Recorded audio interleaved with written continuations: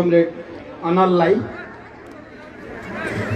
यो निकै नै भव्य र ऊर्जाशील कार्यक्रमका अध्यक्ष हाम्रो पार्टी केन्द्रीय समितिका सहयोद्धा कमरेड राजकुमार, हाम्रो पार्टीको स्थायी समितिका मेरा सहयोद्धा कमरेड प्रभाकर जनार्दन, केन्द्रीय समितिका सबै यहाँ उपस्थित सहयोद्धा कमरेडहरू, विभिन्न जनसङ्गठनका नेता साथीहरू, अतिथि महानुभावहरू र यो कार्यक्रममा बडो धैर्यतापूर्वक अनुशासित रूपमा र बडो ऊर्जाको साथ उपस्थित सम्पूर्ण प्यारा दिदीबहिनी दाजुभाइहरू, सबभन्दा पहिला त म पार्टीको तर्फबाट र मेरो तर्फबाट पनि तपाईहरुलाई एकचोटि फेरि अभिवादन टक्राउँछु। स्वीकार्नुहोस् क्रान्तिकारी अभिवादन।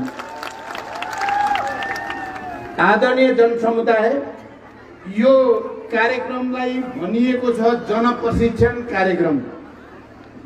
यो जनप्रशिक्षण कार्यक्रम भनेर जे राखियो, मैले यहाँ केही घण्टादेखि लगातार कार्यक्रम हेरेको छु, वक्ताहरूका कुरा सुनेको छु, तपाईहरुको अनुहार हेरेको छु, तपाईहरुको शरीरले के भनेको छ, तालीले के भनेको छ भन्ने हेरेको छु, तपाईहरुको कमिटमेन्ट, तपाईहरुको सलाम गराई सबै पनि हेरेको छु।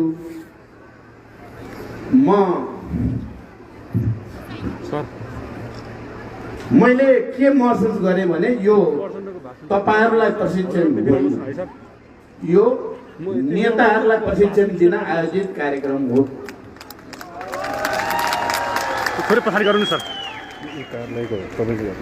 मैले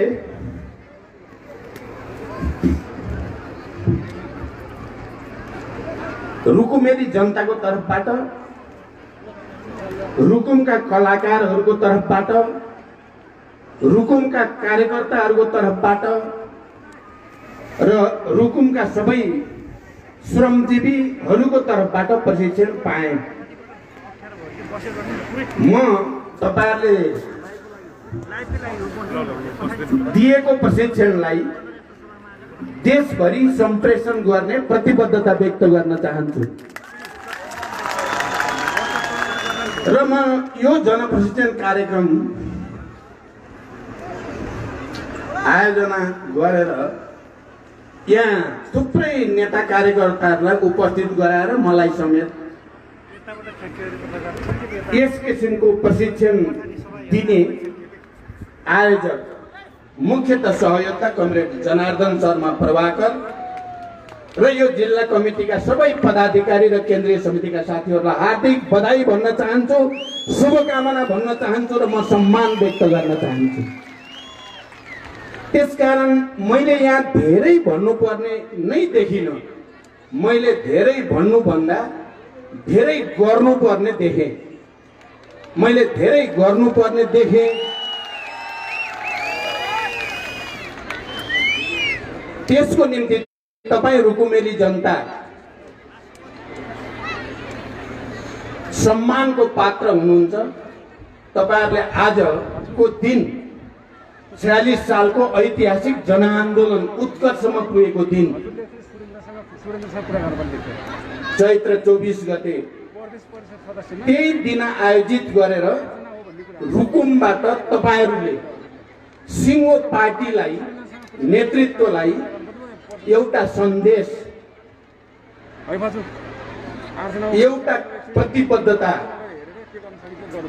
एउटा दिशा निर्देश तपाईहरुले गर्नु भएको छ।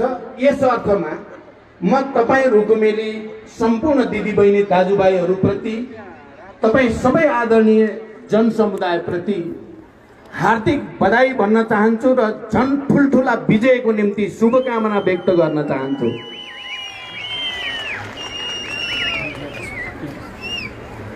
आज बिहान काठमाडौँमा अलि धेरै नै तुवालो लागेको थियो र नेपालगञ्जमा पनि म चाहिँ यो कार्यक्रममा आउन नपाउने भएँ क्यारे भन्ने लाग्यो। किनकि 8 बजे जाने भनेको जहाज, हवाई जहाज 11:30 बजेतिर मात्रै उड्ने भयो। झन्डै 3.5 घन्टा त्यहाँ लेट भयो।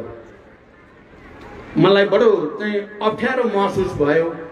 अनि नेपालगञ्ज आइपुग्यो, जे भयो नि 11:30 बजे चढेर 12 बजे को वरिपरि नेपालगञ्ज आयौँ। फेरि नेपालगञ्ज आउँदा पनि त्यहाँ जहाज रहेनछ, मुगुमा छ अरे, यता पनि तुवालै लागेको छ अरे भने जस्तो समाचार पाइयो र 1 घन्टा नेपालगञ्ज एयरपोर्टमा कुर्नु पर्ने जस्तो समाचार आयो।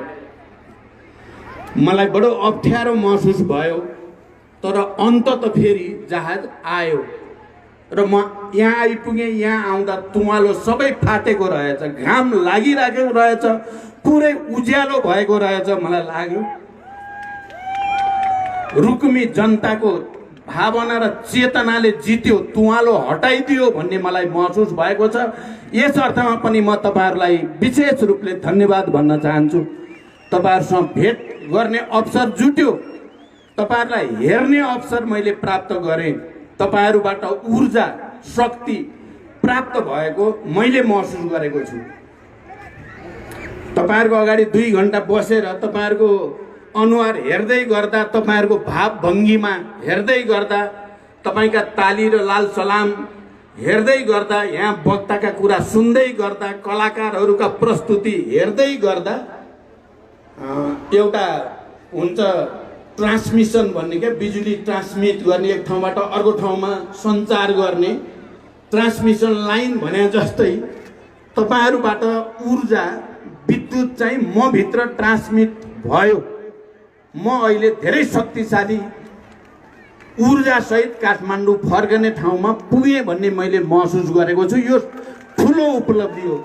अब मैले तपाईहरुलाई के प्रशिक्षण दिने, तपाईहरुले यत्रो तागत मलाई भरेर पठाउँदै हुनुहुन्छ, म प्रशिक्षित भएँ। अब आज चैत्र 24 गते मेरो लागि यो दिन विशेष महत्त्व किन पनि छ भने 46 सालको ऐतिहासिक जनआन्दोलन भन्दा अगाडि, झन्डै 6-8 महिना अगाडि मात्रै म त्यति बेला मोटो मसाल भन्ने पार्टीको महासचिव भएको थिएँ, महामन्त्री भएको थिएँ र मेरै नेतृत्वमा संयुक्त राष्ट्रिय जनआन्दोलन बनेर चैत्र 24 गते आम हडताल राखिएको थियो, नेपाल बन्द राखिएको थियो र 46 सालको आन्दोलनको त्यो उत्कर्ष थियो। त्यहाँदेखि यहाँसम्मको यात्रा भनेको झन्डै 32 वर्ष लाग्यो। 32 वर्षदेखि मोटो मसालबाट म पछि एकता केन्द्र भन्ने एकताको पार्टी बनाएर त्यसको महामन्त्री भएँ। त्यसपछि माओवादीको महामन्त्री भएँ। म पछि माओवादी सम्मेलनबाट माओवादीको अध्यक्ष भएँ। 10 वर्षको जनयुद्धको नेतृत्व गर्ने अवसर तपाईहरुले दिनुभयो, मैले त्यसको नेतृत्व गरेँ। मैले त्यसलाई शान्ति सम्झौतामा रूपान्तरण गर्ने अवसर मलाई प्राप्त भयो, मैले शान्ति सम्झौतामा रूपान्तरण गरेँ। त्यो शान्ति सम्झौतालाई संघीय लोकतान्त्रिक गणतन्त्रमा संविधान सभाबाट घोषणा गर्ने ठाउँको नेतृत्व गर्ने अवसर तपाईहरुले मलाई दिनुभयो, मैले त्यसै गरेँ। अनि संघीय लोकतान्त्रिक गणतन्त्रको संविधान, जसमा हामीले सोचेको जति सबै कुरा नभए पनि यो देशका श्रमजीवी मजदुर किसानहरूको निम्ति, दलितहरूको निम्ति, आदिवासी जनजातिहरूको निम्ति, मधेसीको निम्ति, मुस्लिमको निम्ति, महिलाको निम्ति समावेशी समानुपातिक प्रतिनिधित्व सहितको थुप्रै मौलिक अधिकारको कुरा गरिएको संविधान हो। त्यो संविधान निर्माणको नेतृत्व गर्ने अवसर पनि मलाई तपाईहरुले र देशभरिको जनताले मलाई त्यो अवसर जुरायो। मैले त्यो काम पनि गरेँ। त्यसपछि निर्वाचनतिर देशलाई लैजानु थियो। मैले देशलाई निर्वाचनतिर लानको निम्ति मधेसलाई, पहाडलाई, हिमाललाई मिलाएर निर्वाचन मार्फत संविधानलाई संस्थागत गर्ने प्रक्रियाको नेतृत्व पनि गर्ने अवसर मलाई प्राप्त भयो। मैले त्यही गरेँ। अब देशमा कम्युनिस्टहरूको एकता आवश्यक छ। अब सबै कम्युनिस्टहरू शान्तिपूर्ण र प्रतिस्पर्धाको माध्यमबाट समाजवादको निर्माण गर्ने, आर्थिक विकास गर्ने, समृद्धि गर्ने र यो देशका जनता सबैलाई विकासको फल दिने, सबैलाई पुर्याउने एउटा ऐतिहासिक आवश्यकता छ भन्ने महसुस गरेर मेरै प्रस्तावमा कम्युनिस्ट एकताको प्रस्ताव अगाडि गयो। वाम गठबन्धन भयो, निर्वाचन भयो, पार्टी एकता पनि भयो। आदरणीय जनसमुदाय, मैले यो कुरा किन भन्दैछु प्रशिक्षणको रूपमा भन्दै छैन। म तपाईहरुलाई एउटा कुरा तपाईहरुको दिमागमा रहोस् भन्ने मेरो अनुरोध छ तपाईहरुसँग। अहिले जनयुद्ध र जनआन्दोलनबाट प्राप्त भएका उपलब्धिहरू उल्ट्याउने षड्यन्त्र, प्रतिक्रान्तिकारीहरू, प्रतिक्रियावादीहरू, जाली फटाहरूले त्यो षड्यन्त्र अहिले बढाएका छन्।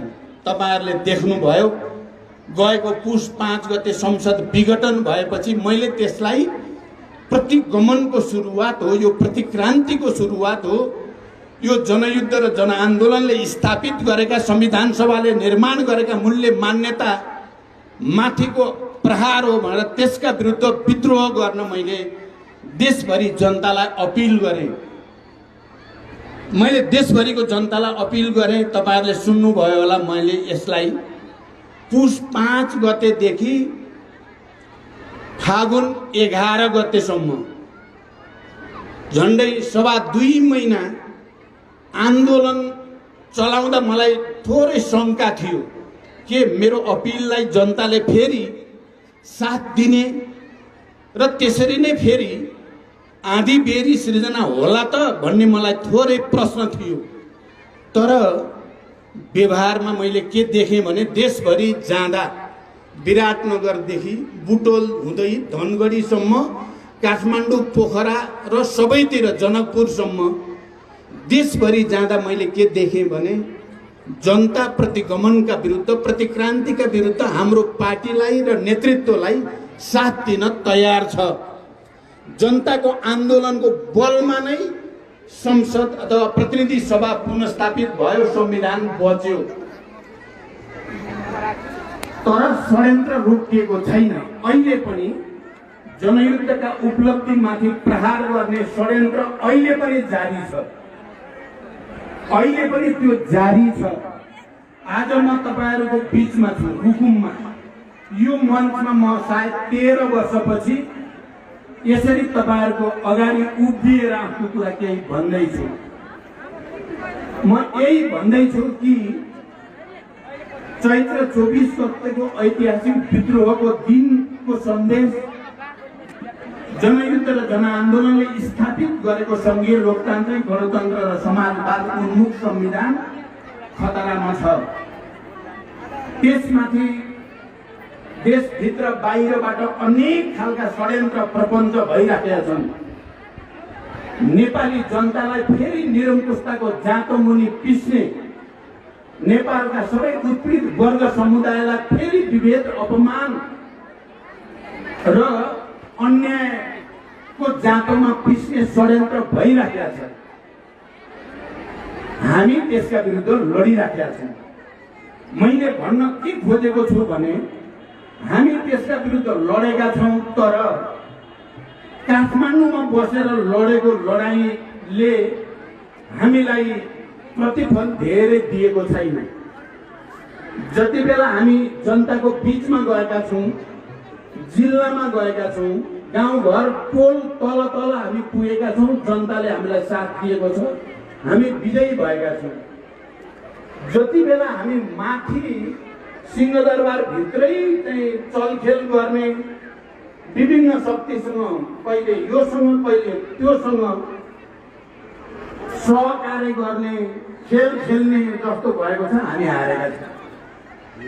म यो पटक रुकुमको यो मञ्चबाट तपाईँ रुकुमेली जनतासँग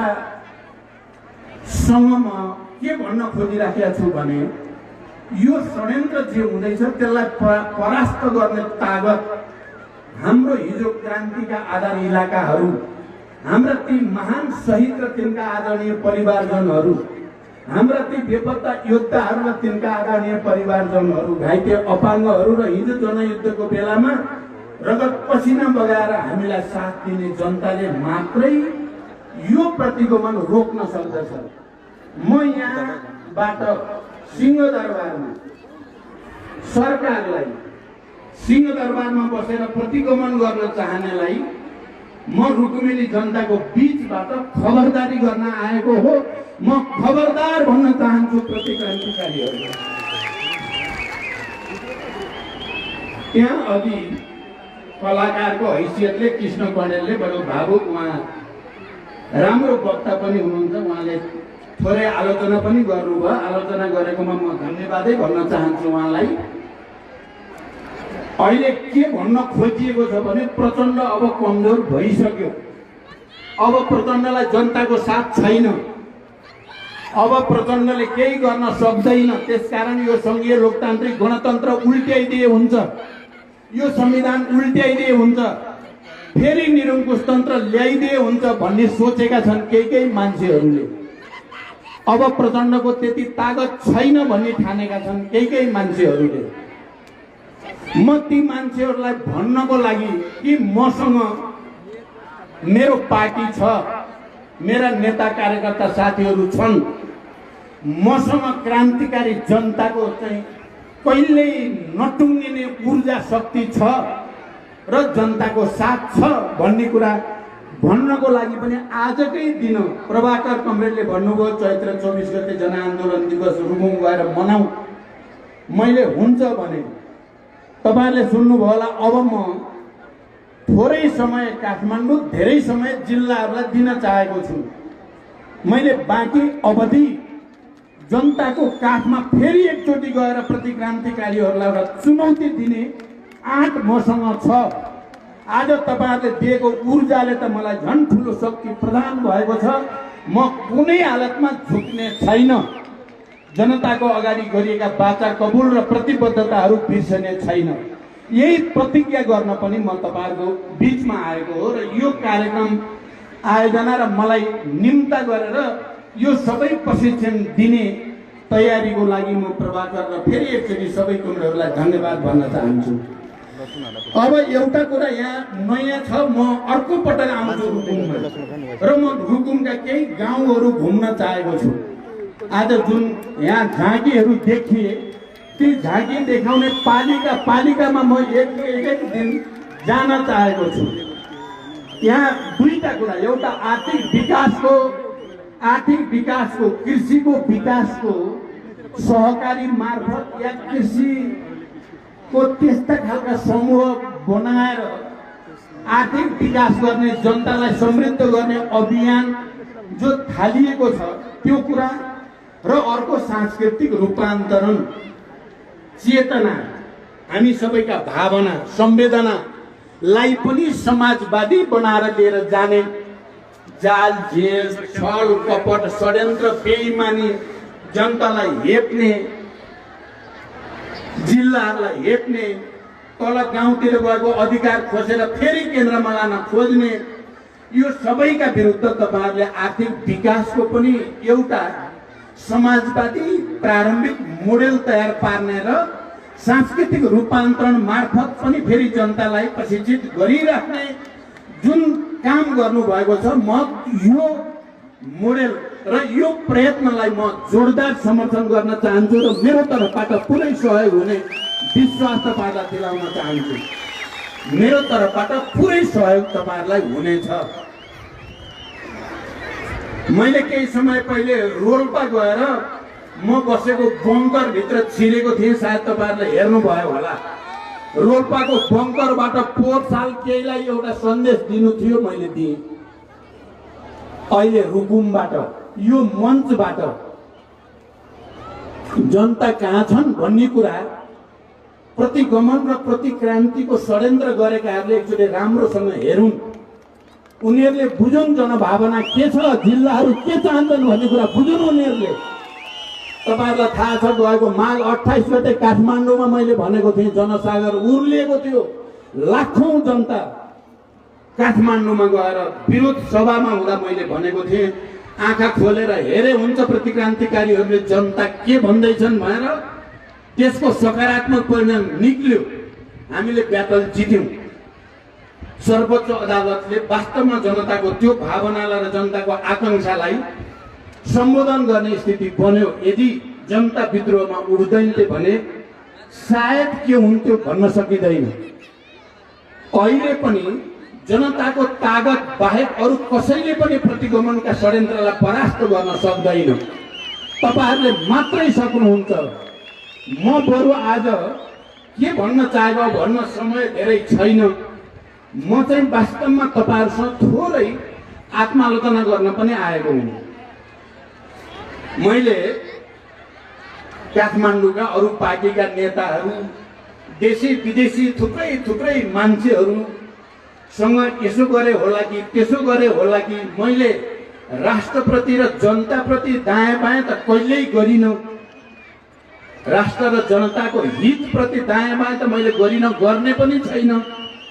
म माथि हजारौं शहीदहरूको, हजारौं बेपत्ता योद्धाहरूको, हजारौं घाइतेहरूको बोझ मेरो टाउकोमा छ। म दायाँ बायाँ सोच्नै सक्दिनँ। तर यस बीचमा मलाई दुःखमा बचाउने, मलाई सहयोग गर्ने, जस्तो सुकै अप्ठ्यारो पर्दा पनि प्रचण्ड भनेर हिँड्ने नेता कार्यकर्ता अलि ओझेलमा जस्तो, अलि जाली फटाए जस्ता चाहिँ अलि चाहिँ तिनले भाउ पाए जस्तो चाहिँ भयो। तपाईहरुले देख्नुभयो मैले पार्टी विभाजन गरेर गए पनि पछि आएर गल्ती भयो कमरेड भन्नेलाई मैले बडो उदारतापूर्वक पार्टीको माथिल्लो तहमा जिम्मा दिएँ। मेरो गल्ती भयो भनेर मलाई गद्दार भन्नेहरू त्यति मात्रै होइन, 70 को चुनावमा म माथि बम प्रहार गर्ने, म केही सेकेन्डले मात्रै बचेको थिएँ, ती बम प्रहार गर्ने साथीहरूलाई मैले गृहमन्त्री बनाएँ। सायद मैले गल्ती गरेँ।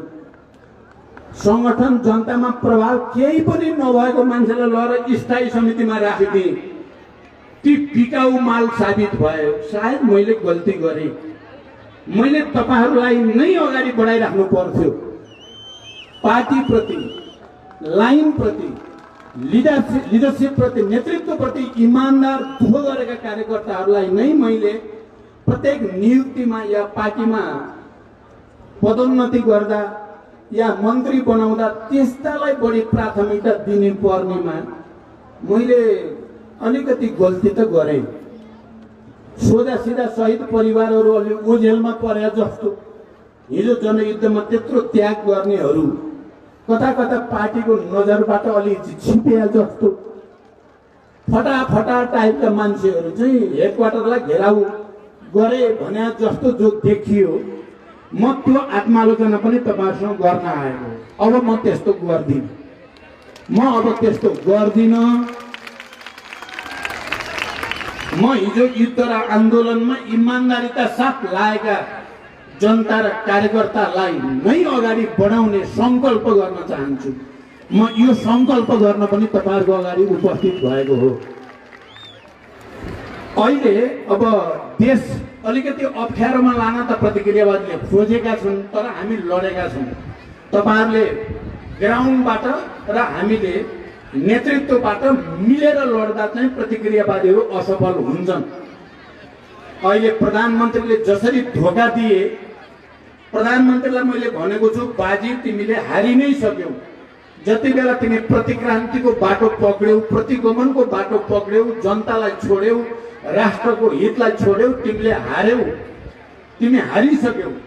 म फेरि जनताको काखमा, जनतासँग सडकमा आइपुगेको छु। मैले जितेँ भनेको छु मैले, किनकि जो जनतासँग हुन्छ त्यसले जित्छ, जसले जनतालाई छोड्छ त्यसले हार्छ। त्यो स्थिति अहिले पनि छ र हामी प्रतिगमनकारीहरूलाई परास्त गर्ने लडाईँ लडिराखेका छौँ।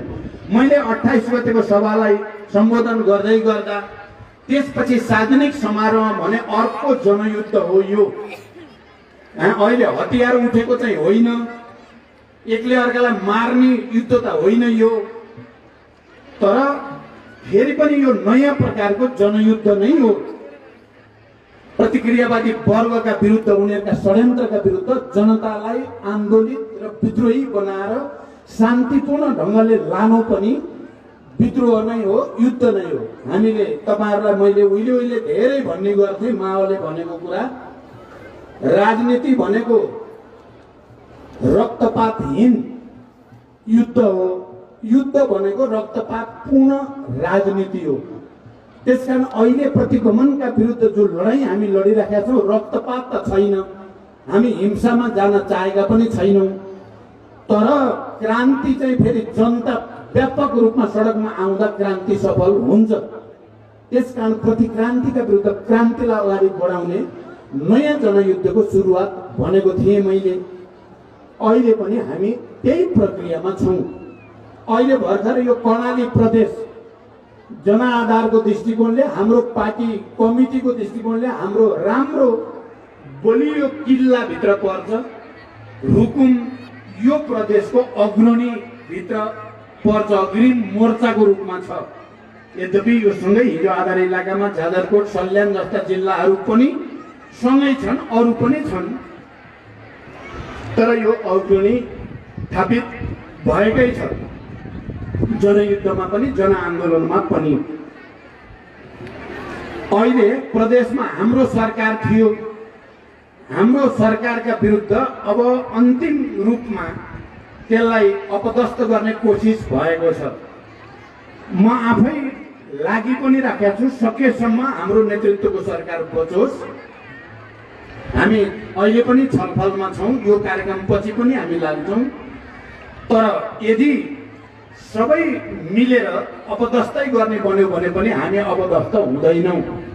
हामी प्रमुख प्रतिपक्षको रूपमा जनताको साथमा बसेर फेरि केही समयभित्रै सरकार कब्जा गर्ने ठाउँमा हामी पुग्नेछौँ, यो विश्वास म तपाईहरुलाई दिलाउन चाहन्छु।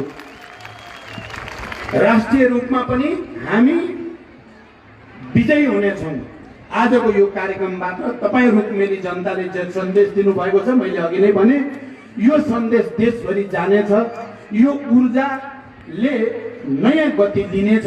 यो विश्वास सहित एकचोटि फेरि तपाईहरु सबैलाई बधाई र सफलताको शुभकामना भन्दै बिदा हुन्छु। धन्यवाद। अभिवादन।